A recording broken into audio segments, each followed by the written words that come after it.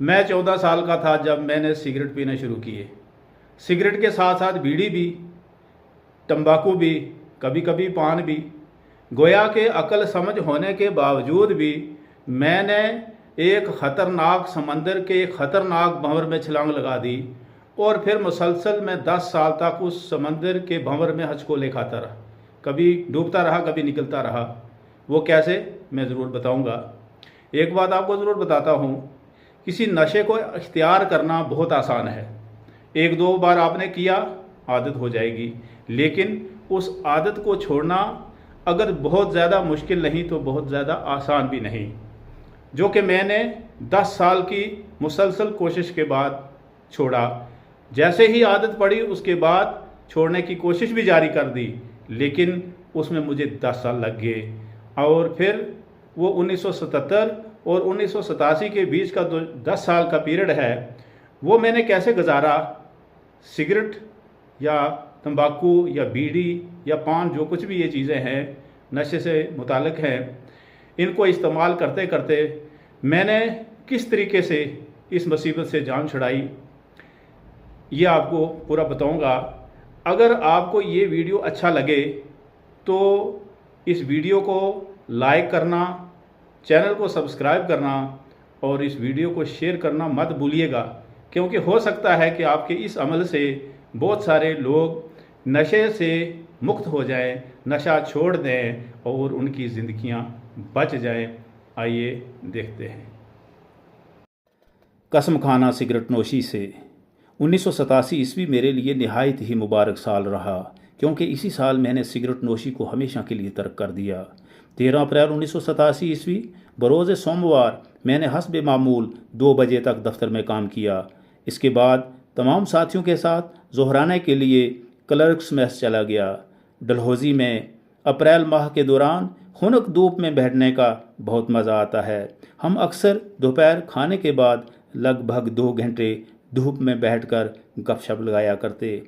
शाम 4 बजे कम से कम 2 घंटे के लिए दोबारा दफ्तर जाया करते थे।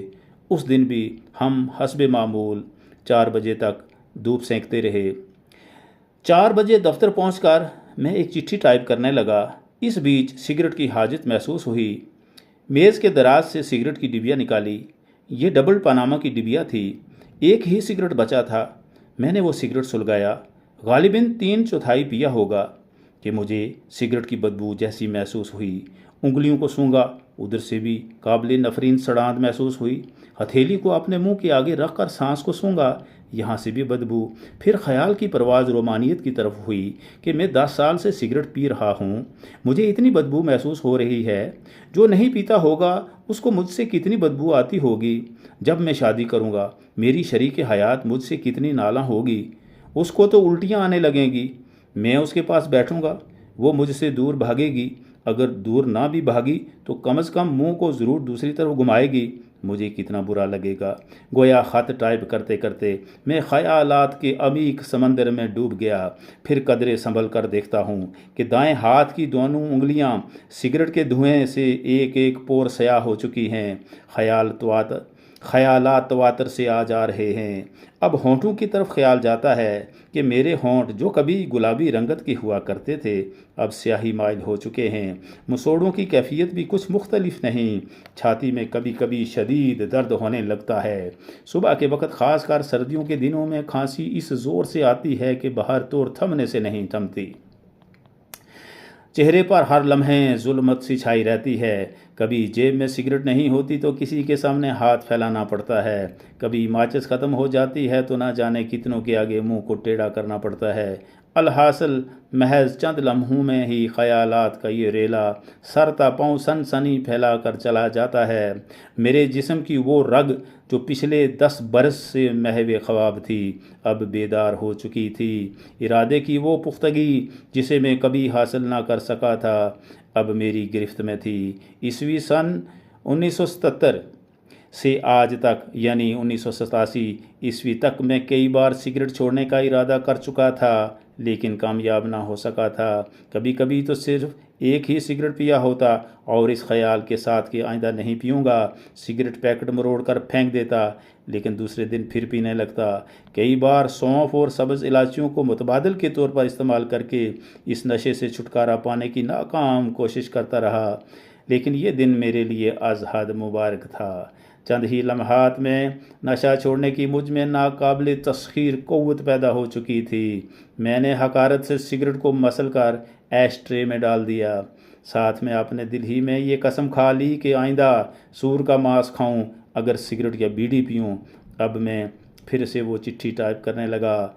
मुश्किल से अभी 10 मिनट गुजरे होंगे कि मेरी ही यूनिट के एक कंपनी क्लर्क, जिनका नाम बंसीलाल था, किसी काम से मेरे पास आए। मेरी मेज़ के सामने लगी कुर्सी पर बैठकर कुछ तमस्खुर की बातें करने लगे। बड़े खुश गुफ्तार इंसान थे। तफन्नुन तबाह के लिए अमूमन आते वक्त ज़राफ़त आमेज़ कोई ना कोई बात कह ही देते। उस वक़्त कहने लगे, जब हम बूढ़े होंगे, गोडे जुड़े होंगे, 5-7 मुड़े होंगे, हमें प्रणाम करेंगे। ये पैरोडी सुनाते सुनाते जेब से सिगरेट पैकेट की ये पैरोडी सुनाते सुनाते जेब से सिगरेट पैकेट भी निकाल लेते हैं और एक सिगरेट डबिया से आधा सा बाहर सरका कर मेरी नज़र करते हैं। मैं वो सिगरेट ले लेता हूँ, लेकिन लेते ही ये ख्याल आ जाता है कि अभी अभी तो मैंने बुरी कसम खाई है और अभी ही सिगरेट ले लिया है। खैर, मैं वो सिगरेट बाबूजी को वापस करता हूँ। वो नहीं लेते, बल्कि कहते हैं, पियो यार, छोड़ दिए क्या। मैं मूड नहीं का बहाना करके किसी तरह सिगरेट उन्हें वापस थमा देता हूँ।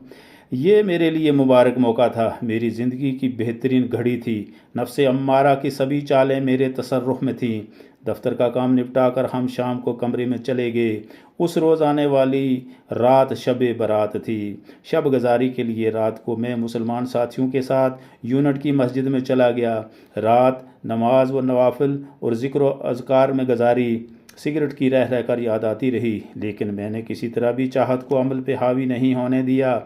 लेकिन एक बात मैं ज़रूर कहना चाहूँगा कि इरादे मजबूत हों तो अल्लाह पाक की मदद आ ही जाती है। सुबह नाश्ता करने के बाद नशे ने इतना तंग किया कि तौबा ही भली। ऐसा मालूम होता था कि दुनिया में अगर कोई कीमती शय है तो वो सिगरेट ही है, वो सिर्फ सिगरेट ही है। दिल ने बहुत बार चाहा कि कैंटीन पर जाकर सिगरेट खरीदूं और मज़े ले लेकर पीऊँ, लेकिन कसम ने मुझे ऐसा करने से रोक दिया और मैं खून के घोंट पी के रह गया। 24 घंटे तक मेरी यही कैफियत रही। दिल ने कई बार कहा कि पी लो, बहुत मज़ा आएगा, ज़िंदगी में रखा ही क्या है, ये 4 दिन की ज़िंदगी है, इसमें जी को क्यों तरसाते हो, जो चाहे खा पी लो, कसम खाने से क्या होता है, तुमने किसी के सामने थोड़ी ही कसम खाई है। ये राज तो मैं ही जानता हूँ और अब मैं ही तुम्हें पीने को कह रहा हूँ, पी लो। लेकिन कुदरत ने मुझे इस मुकरू शय से हमेशा के लिए निजात दिलानी थी, लिहाजा मैं इस्तक़लाल के साथ साबित कदम रहा। इस तरह दिन महीनों में और महीने सालों में तब्दील होते रहे और इसके बाद मैंने किसी नशा आवर शय को मुँह नहीं लगाया। अल्हम्दुलिल्लाह रब्बिल आलमीन।